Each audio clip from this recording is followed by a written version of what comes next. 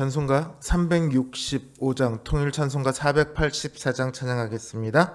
365장 마음속에 근심이 있는 사람 찬양합니다.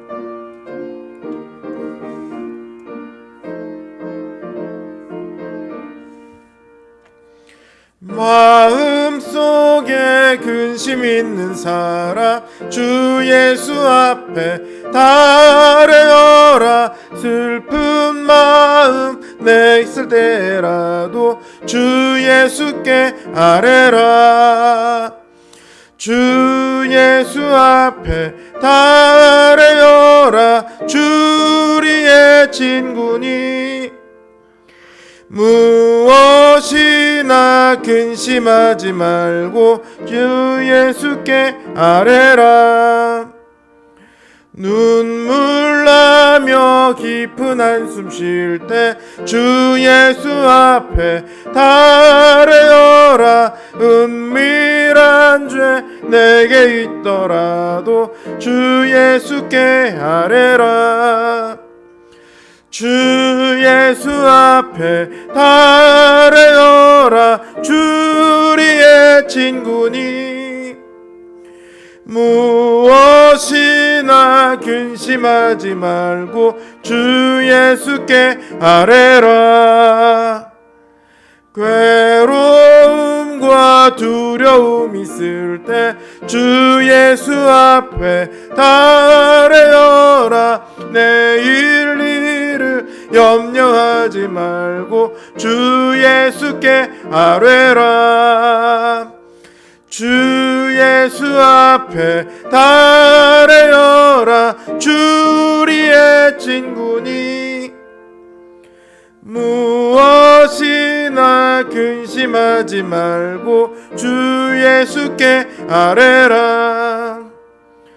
죽음 앞에 겁을 내는 자여 주 예수 앞에 달래어라. 하늘나라 바라보는 자여 주 예수께 아뢰라.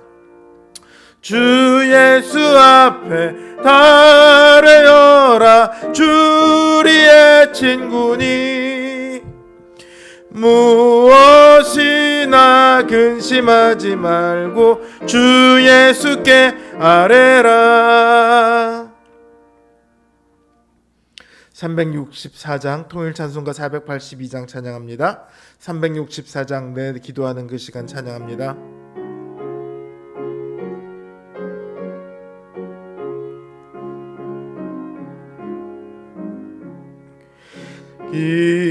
기도하는 그 시간 그때가 가장 즐겁다. 이 세상 근심 걱정에 얽매인 나를 부르사 내 진정 소원 주 앞에 낱낱이 바로 아뢰어. 큰 불행 당해 슬플 때 나 위로받게 하시네. 내 기도하는 그 시간 내게는 가장 귀하다. 저 광야 같은 세상을 끝없이 방황하면서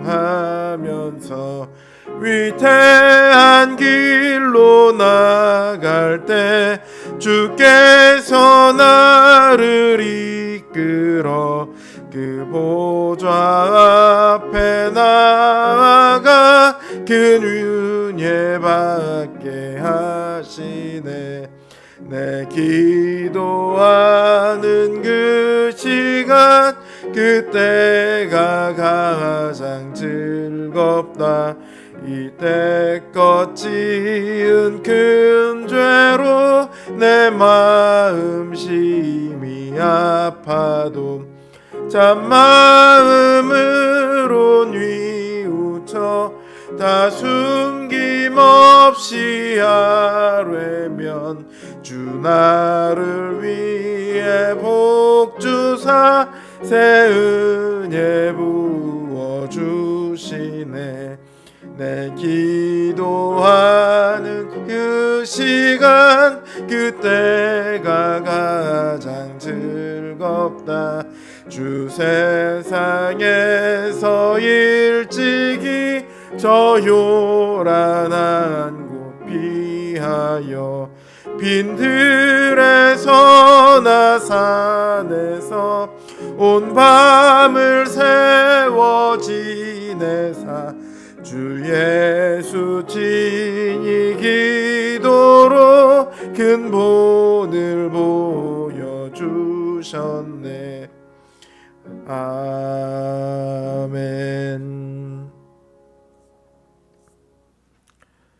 기도합니다. 우리에게 기도를 허락하셔서 주님 앞에 나아와 우리의 소원을 아뢰는 수 있게 하심을 감사를 드립니다. 세상 사람들은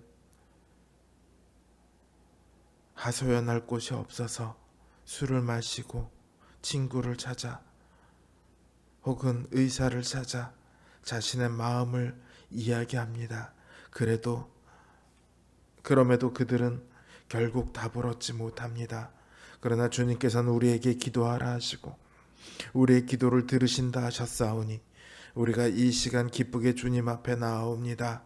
주님, 우리의 기도를 들으시고 또한 그 기도에 응답하신 줄 우리가 믿고 나아왔사오니 주님, 이 시간 우리와 함께하여 주시옵소서.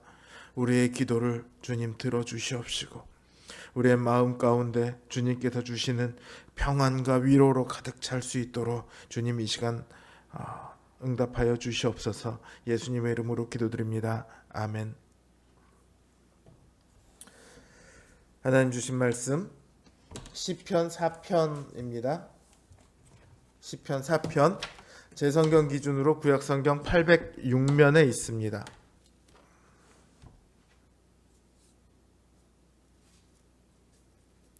시편 4편 제가 받들어 읽겠습니다.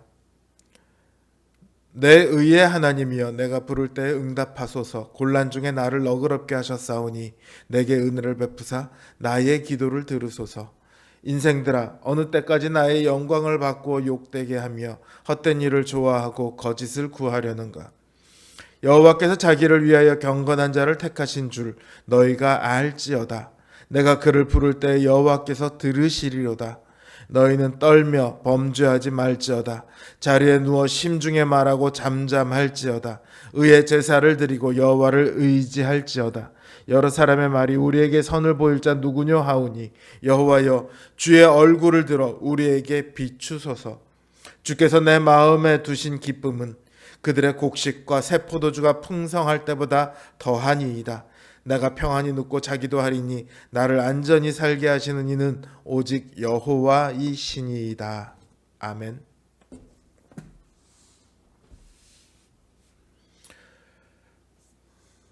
우리가 기도하는 게 어려운 것은요, 이 기도가 과연 이루어질까 하는 의심이 있기 때문입니다. 물론 기도할 때 나는 이 기도의 능력을 의심하지만 그래도 기도할래, 이렇게 기도하지는 않을 거 아니에요, 그렇죠? 그래도 무의식 속에는요, 이 기도가 정말 이루어질까 하는 의심이 있어요. 그걸 어떻게 하냐면 날마다 기도를 쉬지 않는 것 자체가 어렵다, 이 사실에서 알 수 있습니다. 우리가 운동을 할 때요, 운동을 해야지 하고 좀 운동을 하다가 어느 순간 그만둔 경험들이 대부분 좀 있으실 거예요. 왜냐하면 운동을 했는데 별로 바뀌는 것이 없는 것 같거든요. 만약 운동을 하는데 1시간만 운동을 해도 근육이 막 생겨나고 몸무게가 쫙 빠진다면 운동 안 할 사람이 있을까요? 다 운동하겠죠. 열심히 운동할 겁니다. 학생들이 공부하는 것도 비슷해요. 학생들이 1시간만 딱 공부를 하면 이전에 모르던 게 알게 되고 막 갑자기 딱 문제를 갖고 쫙 풀 수 있고, 이렇게 되면 누가 공부 안 하겠어요? 10시간을 공부해도 별로 나아지는 게 없는 것 같고 20시간 30시간을 해도 별로 나아지는 게 없는 것 같고 이러니까 공부를 안 해요. 나 공부했더니 오히려 성적 떨어져서 이런 애들 종종 보셨죠? 그런 말 들어보셨을 거예요. 그런 말 하는 학생들은요, 거의 대부분이 공부에서 손을 놓게 됩니다. 기도도 마찬가지예요. 열심히 기도하는 분들을 보면요, 기도의 효력을 보았던 경험이 쌓이고 쌓여서 하나님께서는 내 기도를 잘 들으셔, 이 믿음이 있으신 분들이 열심히 기도합니다.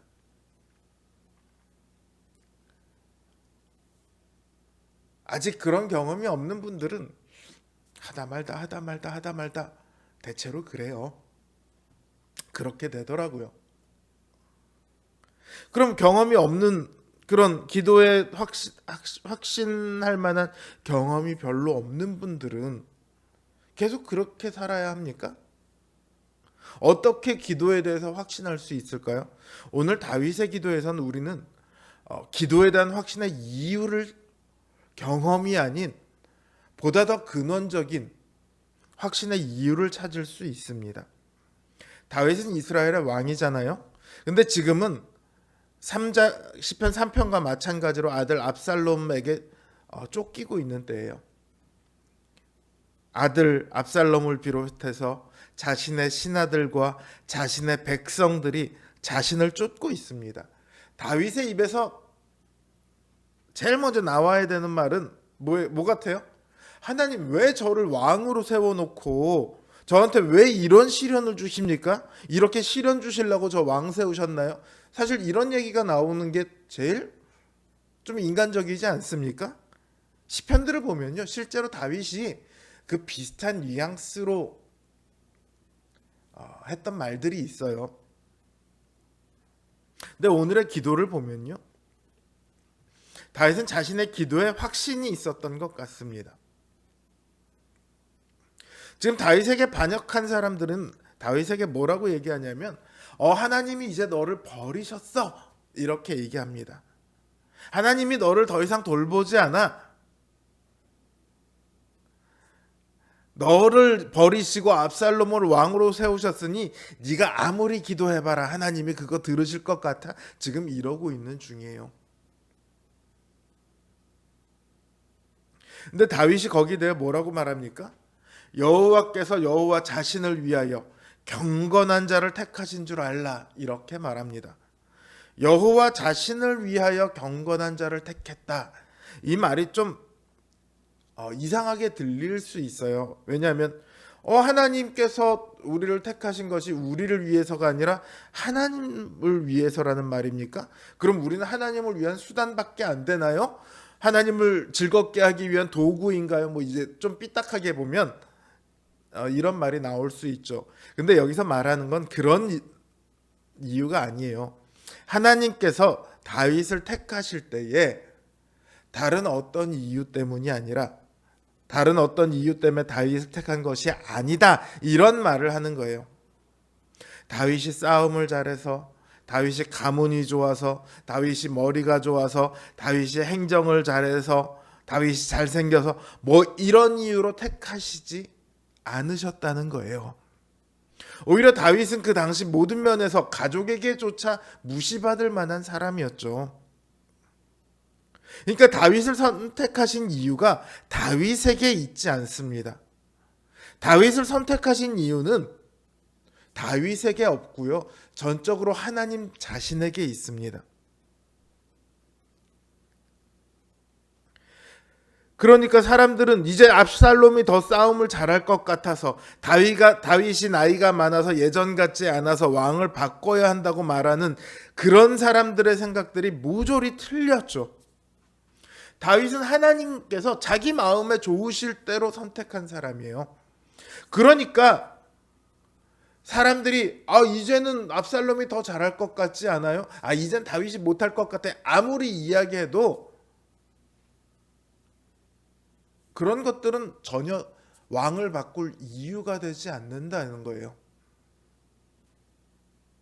왜냐하면 택하신 이유가 뭐 그 사람이 어때서가 아니라 하나님 자신이 좋으실 대로 행하신 것이기 때문에. 그러니까 하나님께서 다윗의 기도를 외면하실 이유가 하나도 없죠. 그러니까 다윗은 하나님께서는 내가 부를 때 들으시리라 너무도 확신에 차서 말을 하고 있습니다. 왜냐하면 한마디로 말해서 하나님께서 나를 부르셨으니까 하나님께서 또한 내 기도를 들으시리라 이 믿음이 있습니다.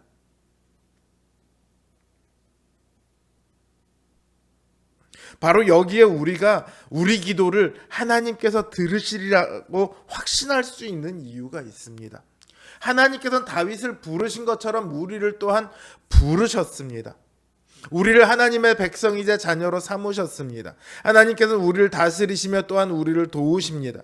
그러니 그 하나님께서는 우리의 기도를 반드시 들으십니다. 그래서 오늘 제목이 부르신 하나님을 부르다 이런 제목이에요. 우리에게는요 기도하지 않아야 할 이유가 없습니다.